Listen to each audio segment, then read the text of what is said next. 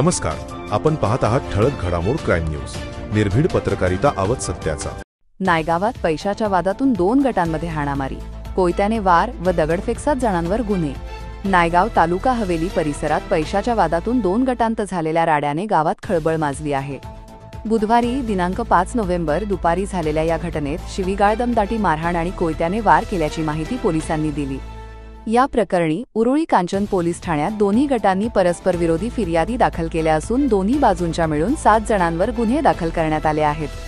पहिल्या फिर्यादीत मनीषा संपत चौधरी यांनी दिलेल्या तक्रारीनुसार स्वप्नील शिवाजी चौधरी, हितेश कांचन आणि दीपक धनकुडे, सर्व राहणार उरुळी कांचन परिसर, यांच्यावर गुन्हा दाखल करण्यात आला आहे. तर दुसऱ्या फिर्यादीत स्वप्नील शिवाजी चौधरी यांनी संपत तुकाराम चौधरी, मनीषा संपत चौधरी, यश चौधरी आणि सोहम चौधरी, सर्व राहणार वडाचीवाडी, पेठ, तालुका हवेली, यांच्यावर गुन्हा नोंदवला आहे. मिळालेल्या माहितीनुसार दुपारी 2च्या सुमारास स्वप्नील चौधरी यांच्या गोठ्याजवळ पैशाच्या कारणावरून वाद झाला. यामध्ये यश चौधरी याला मारहाण करण्यात आली, तसेच दगडफेकीत त्याला आणि त्याच्या आईला दुखापत झाली. घरात घुसून तोडफोड केल्याचाही आरोप मनीषा चौधरी यांनी केला आहे. दरम्यान स्वप्नील चौधरी यांनी त्यांच्या फिर्यादीत म्हटले आहे की उसाच्या पैशावरून संपत चौधरी आणि त्यांच्या कुटुंबियांनी त्यांच्यावर कोयत्याने हल्ला केला व गंभीर दुखापत केली.